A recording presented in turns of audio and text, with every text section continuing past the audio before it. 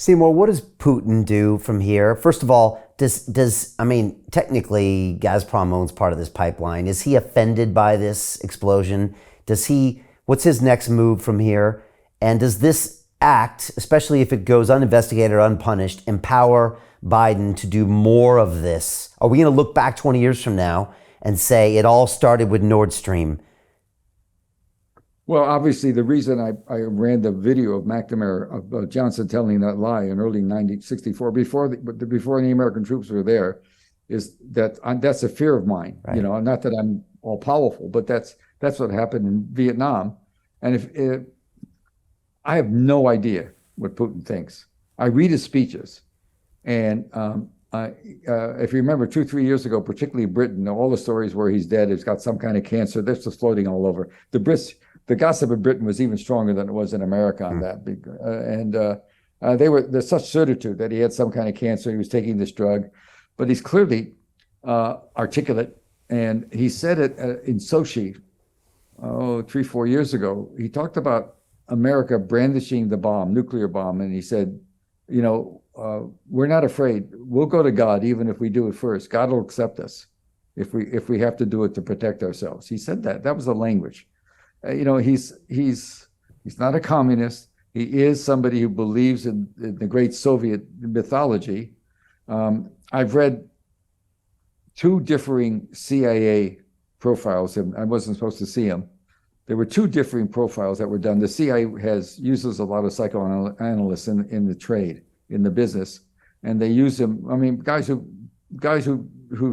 have private patients, but also write stuff take the intercepts and look at them, and then write an analysis of bright guys.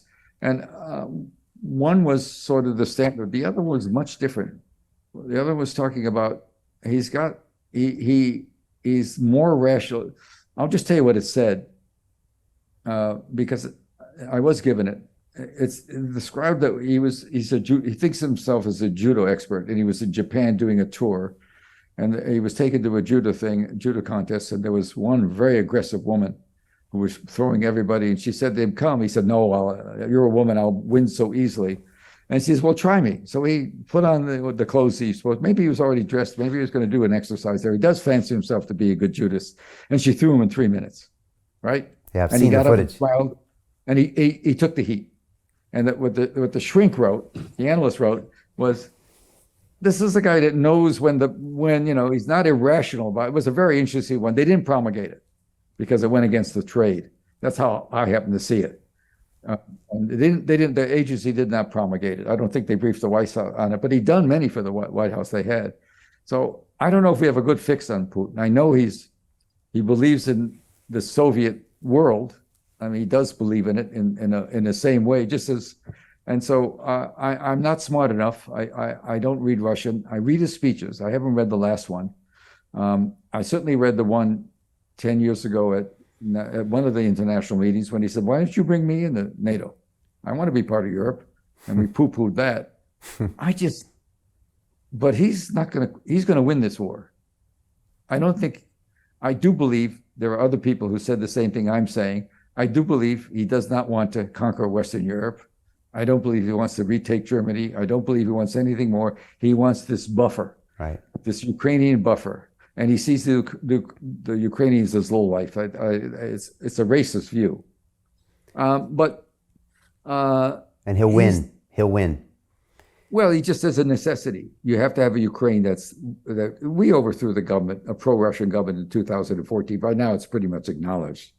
The Undersecretary of State, Victoria Nuland, was overheard on an intercept that was made public at the time, probably by the Russians, talking to the ambassador about who should we pick to run the next government. I mean, you can't get away from that one. The press doesn't want to write about that too much either. I don't know, but I know I wouldn't mess with the guy. And he has the resources. I wouldn't move missiles that are aimed at that could be turned, they're defensive missiles, we say, that everybody in the community knows can be turned around within half a day into an offensive. You'd have to do some mechanical, take off some metal and put on some different metal. Could be done within a day. I wouldn't do that. I wouldn't have done that. We did I that in wouldn't watch. I Poland, wouldn't right? have to. That's our missiles in Yeah, Poland, right? in Poland, you got exactly 80 kilometers from the border of Russia, Yeah. and or maybe 80 miles. I never remember So which. we've been provoking them for the past 10, 20, 30, 40 years, and we Oh continue yeah, to. it's been the game all along. I mean, it's been the game all It's along. fascinating stupid. because you, Seymour, and then when I've had Jim Rickards in as well, former CIA advisor, I had a guy named Andrew Bustamante, former CIA, and they all categorically said Russia's going to win this war. There's just no other way. And yet when you look to mainstream media, especially in Britain and in the US, it's the complete opposite narrative. It's the Ukrainian wins every day, Russia's on the ropes, it's just a matter of time, they're fighting the freedom fight. It's the complete opposite narrative. Well, there was a story in the paper today. I just looked at the headlines where it said accuses Russia, the Washington Post accuses Russia of more of gross of tortures and assassinations and war crimes galore. It's so frustrating because, like you, talking to sophisticated people who know stuff and know stuff that they're not telling you about, see stuff. I have people that see stuff. And listen, just Russian history.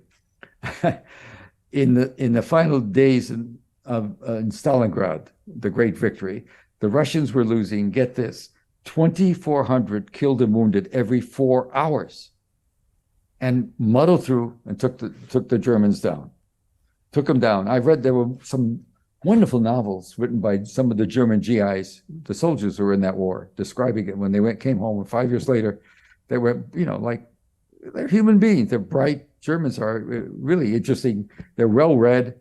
The Max Planck Institute in Berlin is one of the all-time great academic places in the world.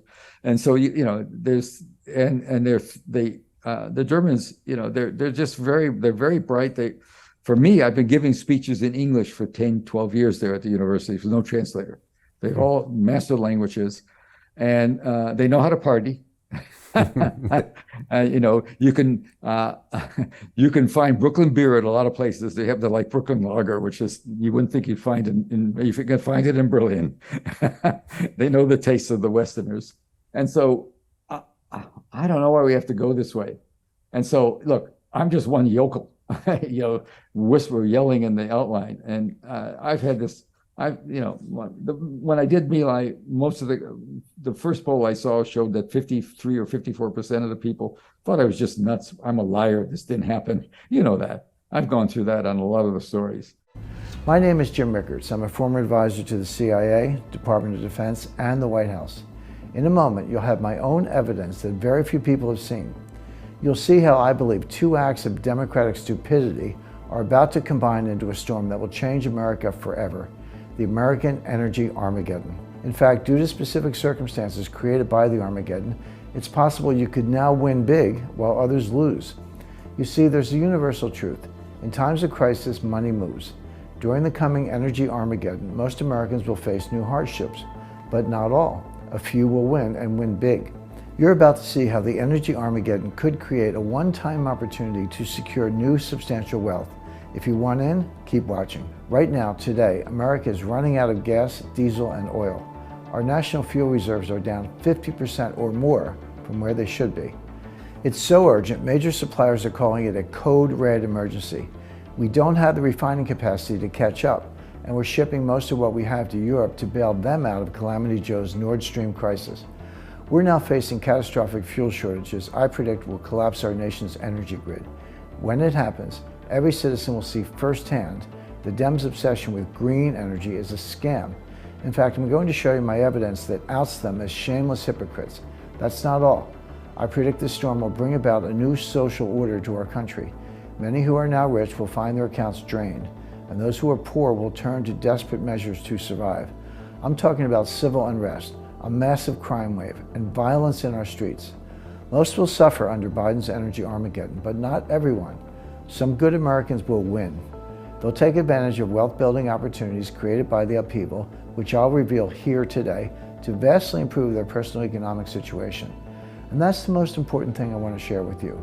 Now, if the idea of winning while others suffer makes you uncomfortable, no problem. Then this presentation is not for you. But the way I see it, our great nation was built during times of crisis when a few smart people recognized opportunity and seized it. If you see the storm coming, if you know Calamity Joe and his ilk are steering us straight into it, and you want to not just survive, but thrive by using the crisis potentially to grow your personal wealth, then you're exactly who I want to reach today. Give me about 3 minutes of your time. I'm going to show you everything right now. Hey, it's Brian Rose, founder of the DeFi Academy. I've told you my 4-week crypto bootcamp is amazing, but don't take my word for it. This is what my students are saying. The DeFi Academy was an amazing experience for me. It took me totally out of my comfort zone. In this course, I was challenged, I was held accountable, and pushed to do things that honestly weren't always easy. It's been phenomenal, and I can't believe we're already up on our 4 weeks. It has flown by. Going through this DeFi accelerator by far was one of the best courses I've taken. You do this course, you really get into the nitty-gritty of the activities that will make you comfortable with decentralized finance. Thank you so much to Brian and everyone at London Real and the DeFi Academy for even putting together an amazing course like this. Anybody else that wants to do it, please sign up. It is well worth the money.